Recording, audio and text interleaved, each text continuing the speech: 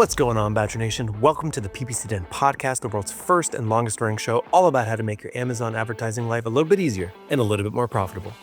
Today on the show, we have Michael Tejeda, who I have worked with here at Ad Badger for 5 years. He's one of the most grounded Amazon PPC managers I know, which is why he has such success working with his customers. We're going to be talking about what it means to cut budget on Amazon advertising or to lean into your budget on Amazon advertising and how that can influence your total ACOS, advertising sales, organic sales, and overall profitability. Let's jump in.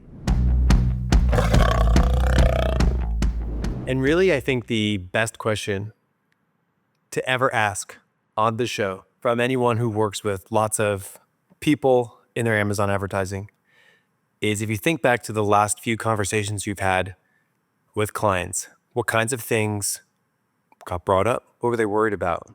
And how did that conversation go? Yeah, so there's actually, with the tariffs going on, there's a ton of that. So everything always goes back to always tacos, right? Because we want that nice mix of organic and ad sales to support it. So a lot of my conversations lately have been around how do we maximize our budget? And really, is there any budget that we can cut back on? Really, now is not the time to cut back. I know that there's a lot of people that want to cut back just because there's other places they want to put that money, but really pulling back on ads, it's not the time for that. So really, with all of that, a lot of the conversation has been driven around, I know we've talked about it in the past, but there's kind of like keywords and grouping keywords into routes. So for example, I have one client that sells a particular item and one of the variations is based on numbers or viewable numbers as a gauge on that. So that's one route, is numbers, and breaking them out into other routes like that as well too. So that is one thing that keeps coming up because it is showing success, and that's something big. So I want to pull on that thread a little bit in terms of the roots and how it connects to everyone's biggest concern. And I would say that is a big concern that I've heard from a lot of people, which is just like feeling a budget crunch either here already or coming already. And not only do you sort of have these tariffs, but you also sort of have an uncertainty about what exactly the tariff will be. And in addition, I think 2025 has seen some like consumer spending softening in general. So you get it from both sides. And making the most of your budget is always a goal, right? And when things are going fantastic, the conversation is generally like, where's my next area of domination? And then when things are potentially a little bit softer, it's like, can I cut back anywhere? Like, where should I cut back? What does that conversation look like? Now, I know that you mentioned in your answer just now that like, it's not the time to cut back. Could you explain what you meant by that? Yeah, if we have a nice bit of organic ranking, and we're kind of usually support that a lot of the time is by what's happening with ad spend, just making sure that we're keeping ourselves relevant, making sure that the impressions there, keeping the BSR up, and all of that sort of is, a portion of organic, but then also ad sales too. So if we pull off the gas now and we start to lose ranking there, really how's that going to affect everything? Because if we start to lose those positions, or we're not as high up on the page and we have less sales, and then we have consumer confidence is kind of shot too as well. So then there's less sales altogether there. We're kind of, I guess, fighting for fewer sales now. So that's something that we don't want to really get involved in is losing our ranking as well. Fantastic point. Today, even in 2025, I talk to about 80 people a month of various levels of experience and different stages of the game on Amazon. And even today in 2025, I still talk to people who aren't fully familiar with the PPC and organic relationship. Yeah. And, they do open themselves up to a potential negative spiral. And in case, there are members of that audience on listening to the show right now, just break it down. Like, what do they need to know about the relationship between PPC and organic, and how could this sort of potential unintended consequences of like, hey, let's scale back, Sure. lead to actually this negative spiral? Like, can you break that down for anyone who's not familiar? Yeah, so everything on Amazon is based on, I mean, there's tons of things that go into the algorithm, and only the scientists know exactly what comprises that algorithm. But those are our best guess that we do have. So we do know that part of it is Amazon ad sales, that it's helping support visibility, which is helping support where you're at on the page, which is helping just overall visibility for your product. If your product's not visible, it's obviously not going to be clicked. So we're helping to do that artificially with the ads. But then once we do have that sell through on those particular ads, or further down in the places that are not ad related sales units, then you can purchase on those too. So those are the organic rankings. So if we have organic and ad sales, that helps with our sales velocity. So the more sales velocity that we have, the higher click through rates that we have, the more sales we have, the more Amazon loves you. So of course, Amazon wants to sell just like you want to sell. So they're going to prop up the best items, and hopefully you'll get the better ranking and get a badge. And once you have a badge, then you're very golden. Yeah. You can create your own tailwind on Amazon. You can create your own positive momentum on Amazon by pushing it with ads. So to your point, and in case anyone isn't familiar with this, so what happens in a worst case scenario where someone calls you up and they're like, "Hey, Michael, I need to cut my budget on my PPC by 50% right now. So I'm currently spending $1,000 a day. By the end of the week, I need to be at $500 a day." What goes on in your head when you get that call? What goes on in my head is immediately, okay, well, what items do you want to stop supporting?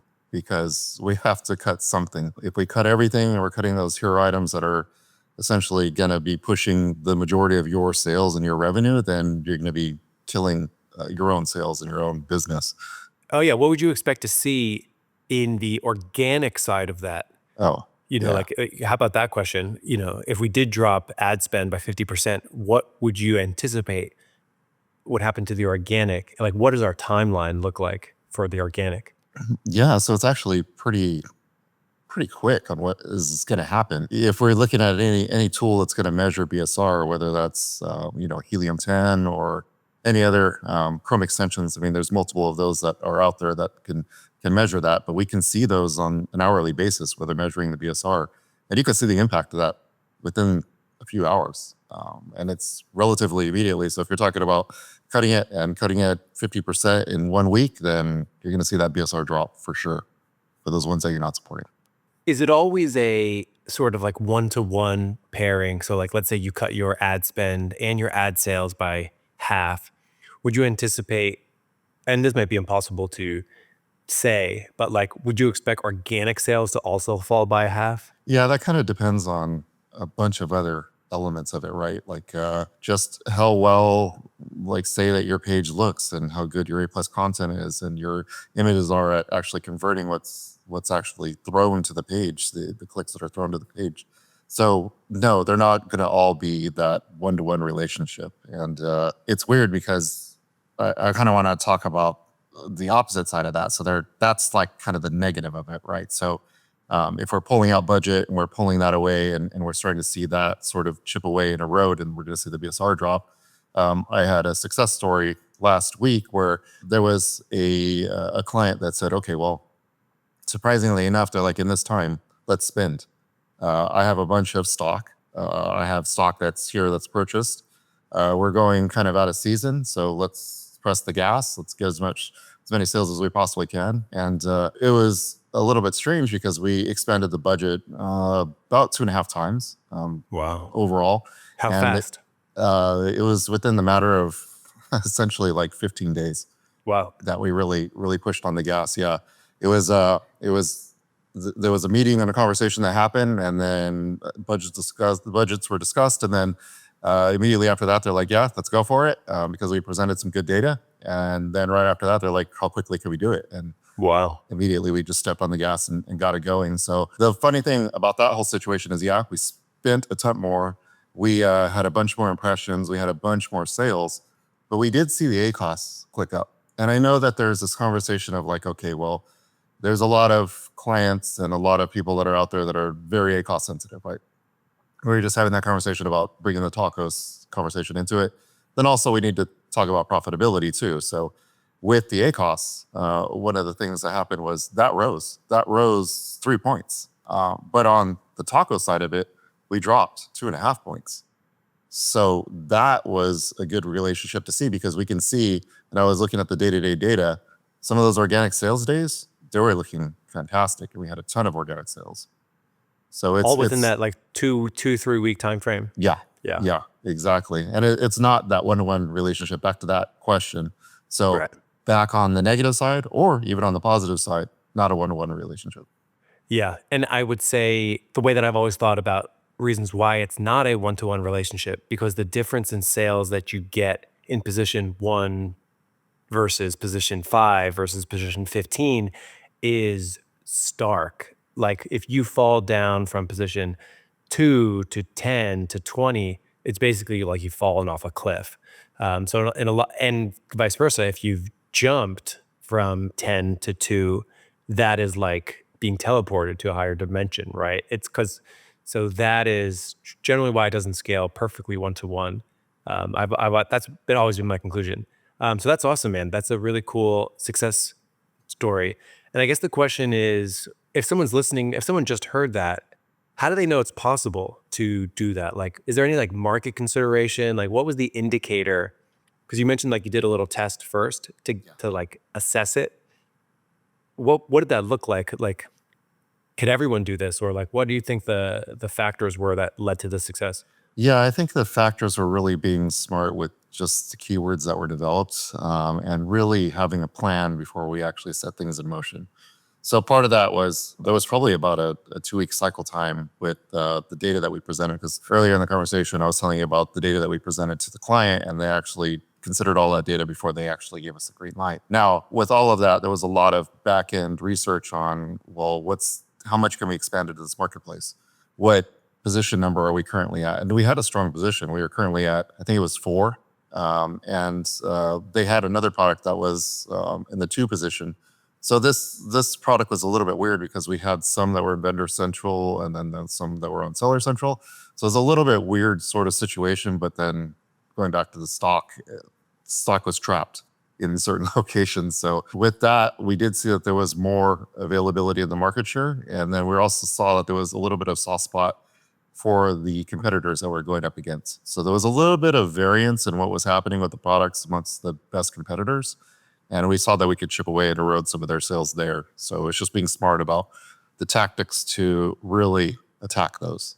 Identifying where, if there was an increase, it would actually be worth it.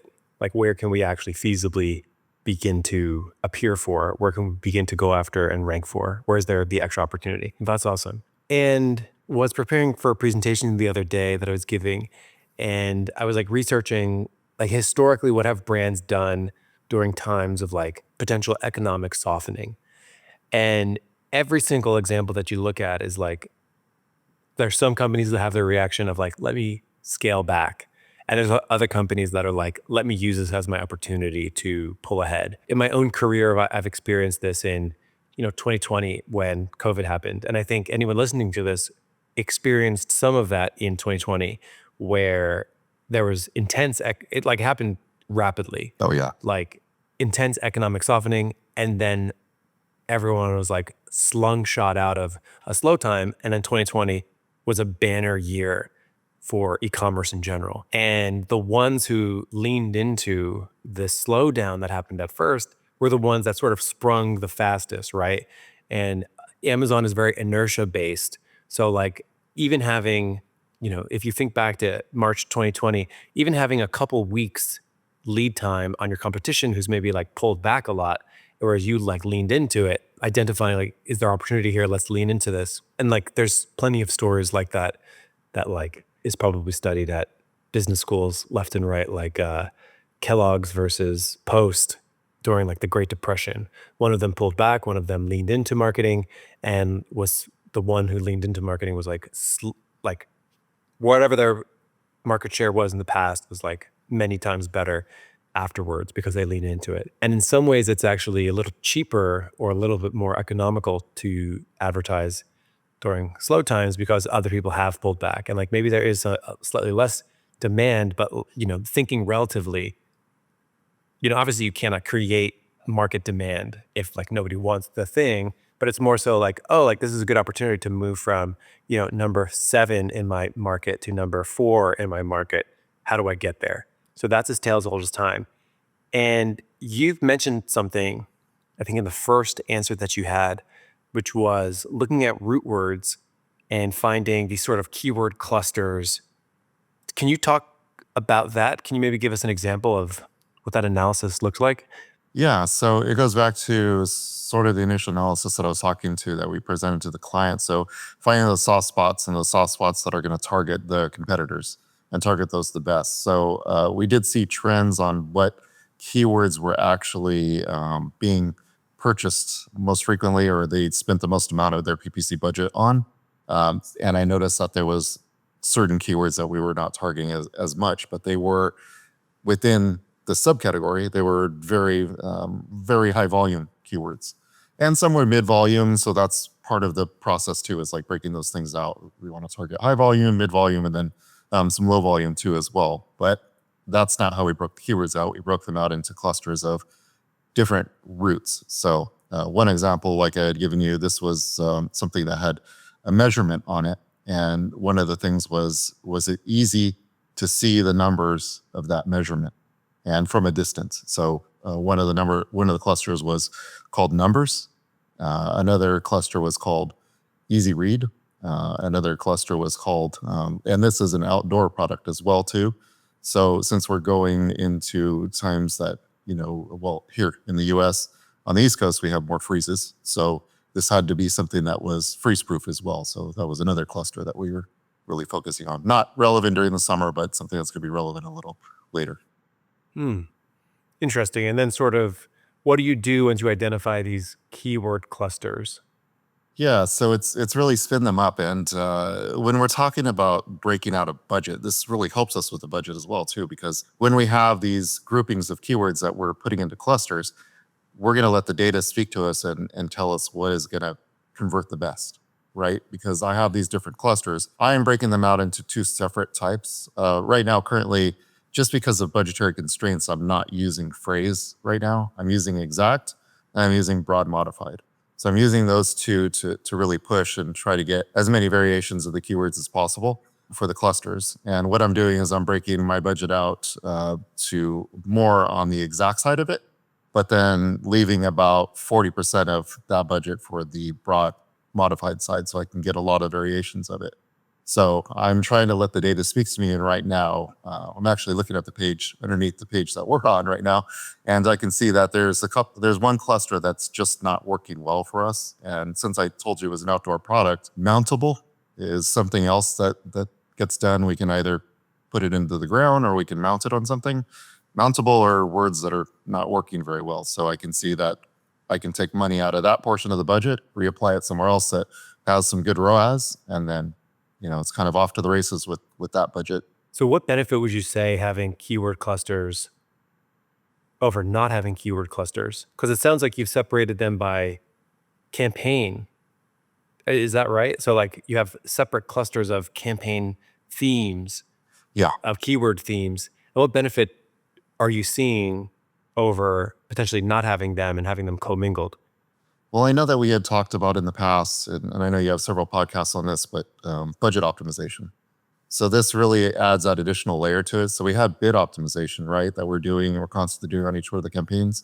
But since they're broken out into different keyword clusters and also different campaigns, I'm able to do a lot of budget optimization too as well. So within my portfolio, because these are all wrapped up into a separate portfolio, so I have about 20-ish or so campaigns that are currently in there right now, and I can adjust accordingly into where I want that to go specifically for budget. So a lot of budget optimization is being done too. So that's really the main benefit of these clusters. Right. So you mentioned like mountable was one theme Yeah. that wasn't working. It didn't eat up budget from other themes that are working, and you can scale it down and get it to its correct size. That's really great. So, I mean, I think what I love having you on the show is you've been doing this for some time, and you always seem very calm about approaching these scenarios. Like it seems like you always like have a plan. Would you say that that's in the day-to-day, do you feel relatively calm when you're navigating these PPC campaigns? I guess it's one of those things where you have, people talk about a duck, right? They're going crazy under the surface. The top looks fine. Yeah. So as long as I can present that, I think Yeah. that I've seen enough to not get completely jarred by something. So especially with what happened with what you're talking about in 2020. I mean, this is just kind of another iteration of that. There's a lot of changes and things that we're going to need to adapt to. But hey, that's just Amazon. And that's Amazon on a day to day. So I think I've seen enough now where I'm not completely shocked. I would say that I haven't seen something that's knocked my socks off for like the last 6 months or so. And that's you and I see a lot of stuff come We see through. a lot of stuff. I know. That's why when I talk to people and they're like, oh, like, tell me about the team, or like, oh, they're telling me about their situation. And my response is like, between everyone here, we've seen a lot. Uh, one of the coolest things about this podcast is how it's like helped expand my network. So I get to know a lot of people. So like whenever we do need to hire, we can like find exceptional people. So yeah, having people that have like seen a lot of stuff is really useful. Like, and they stick out to you. And there are some situations that are more rare than others. Yeah. One thing I always find interesting, I actually like love these kinds of situations, like really specific stuff, like a wholesaler who has like a SKU count of like 10,000. It's like such a fascinating thing for me to study. So like I love like all these different intricacies and like learning like how they are navigating a situation like this versus someone maybe with like 3 to 5 SKUs, or someone who's launching a product for the first time, or someone who's trying to scale from, $500,000 a year in revenue to $1 million in revenue versus 1 to 5. So I find all of these different stages and phases and themes, everything from like clothing is different versus, singular, distinct ASINs is different. It's all fascinating. It is. And that's the beauty of Amazon, right? Mm-hmm. Keeps you on your toes. Well, Michael, I think we've given people like a great mix of like tangible tips and also like calm information and practical things to do. I thank you so much for coming back on the show. Thank you for having me. Until next time. I've launched campaigns and picked keywords. I've got my bids, set placements too. And bad mistakes.